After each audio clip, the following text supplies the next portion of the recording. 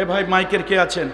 আমি গান গাইতে আসি নাই, ইকো অফ করেন, সাউন্ড মিষ্টি করেন। আমি ছোটবেলায় শুনেছি চ্যাংড়ার পালে গাই বিয়াইলে বাছুর বাঁচে না।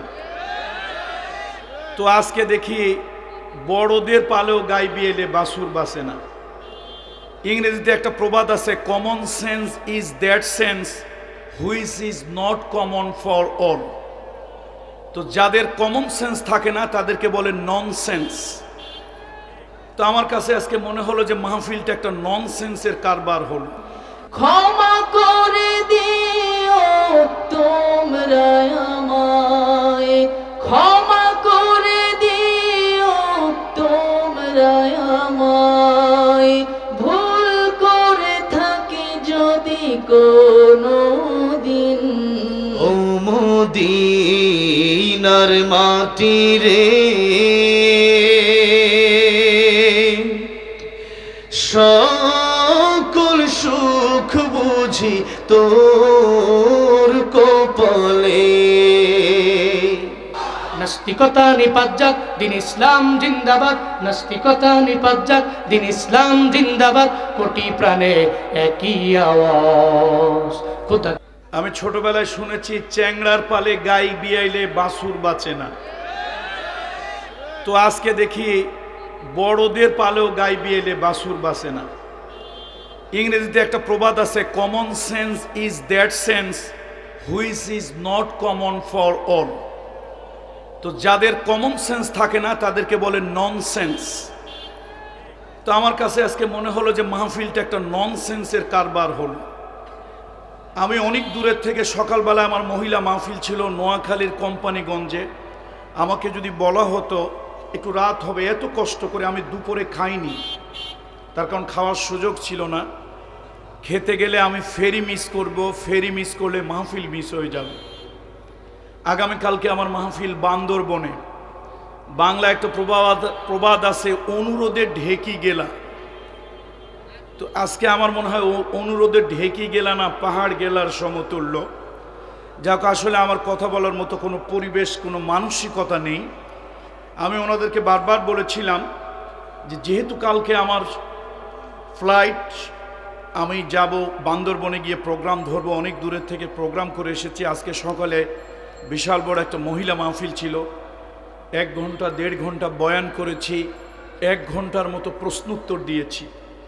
তা আমি বারবার রিকোয়েস্ট করেছিলাম যে আমাকে একটু আগে দিলে বাস অল্প একটু কথা বলে আমি চলে গেলাম, এরপরে আপনারা আপনাদের নিয়মতান্ত্রিকভাবে যতক্ষণ পর্যন্ত করলেন।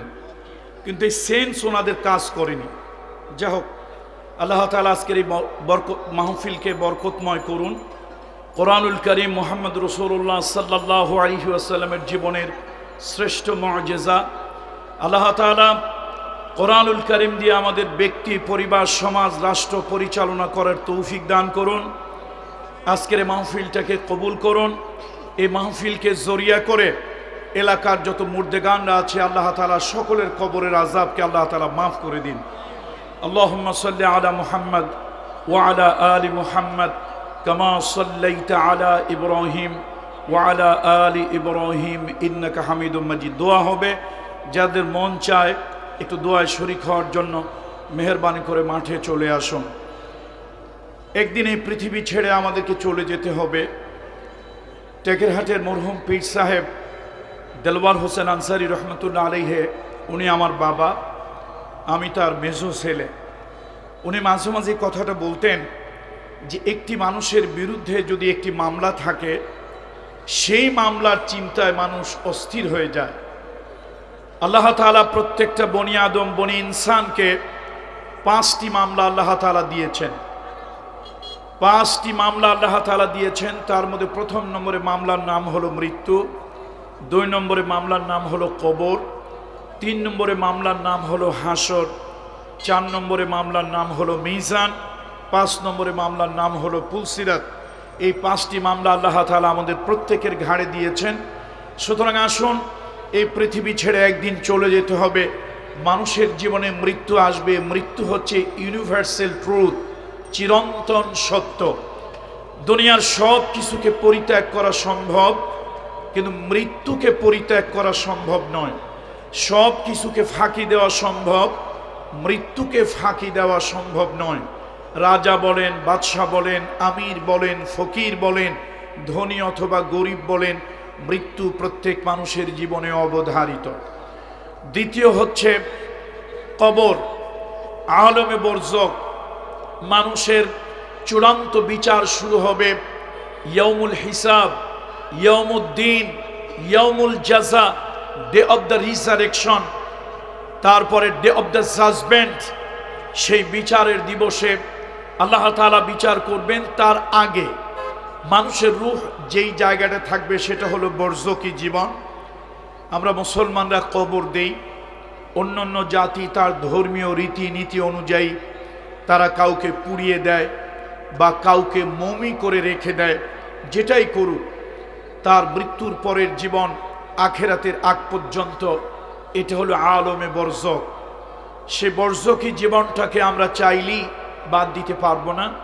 তৃতীয় হচ্ছে কিয়ামত। কিয়ামত হচ্ছে খুব ভয়াবহ একটি বিষয়। আম্মা জান আয়েশা সিদ্দিকা রাদিয়াল্লাহু তাআলা আনহাকে রাসূলুল্লাহ কিয়ামতের বর্ণনা দিয়েছিলেন। আল্লাহ নবী বলেছিলেন কিয়ামতের ময়দানে মানুষগুলো উলঙ্গ আর উলঙ্গিনী হয়ে উঠবে।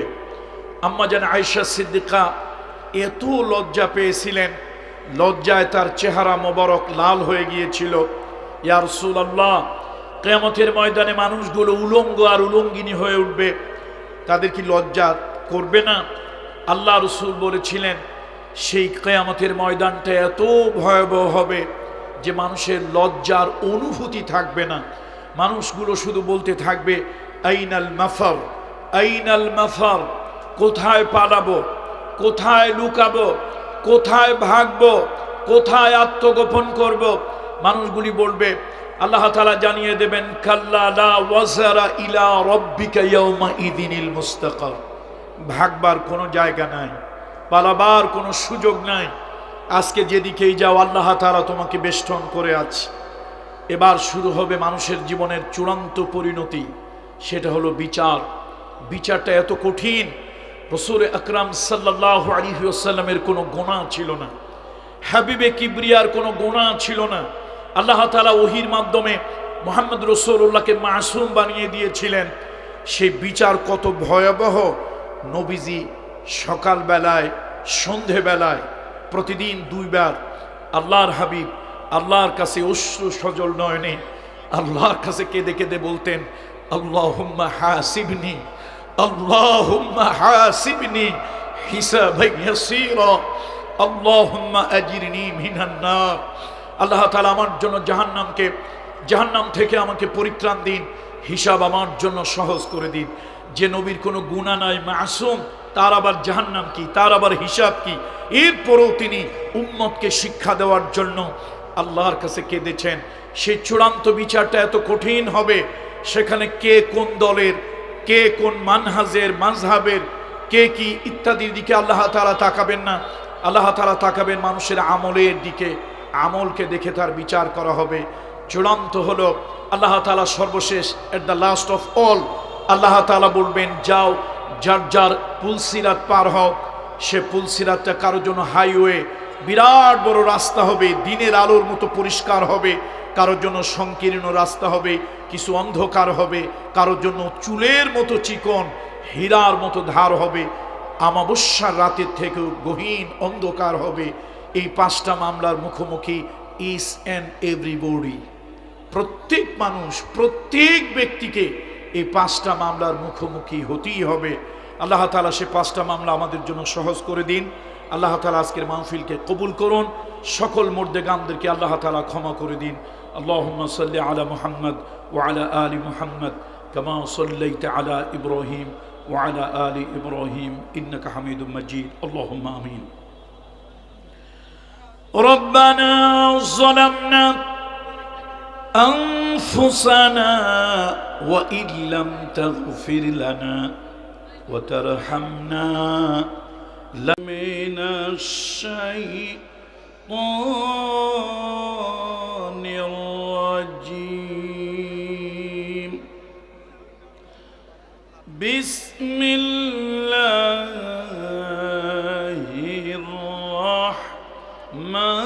الرحمن الرحيم إنه لقرآن كريم بل هو قرآن مجيد إنما المؤمنون الذين إذا ذكر الله وزلت قلوبهم وإذا تلعت عليهم آياته زادتهم إيمانا وعلى ربهم يتوكلون آمنت بالله الحمد لله আজকের এই বেশপুর পশ্চিমপাড়া রেললাইন সংলগ্ন মাহফিলের সম্মানিত সভাপতি, সম্মানিত এলাকাবাসী,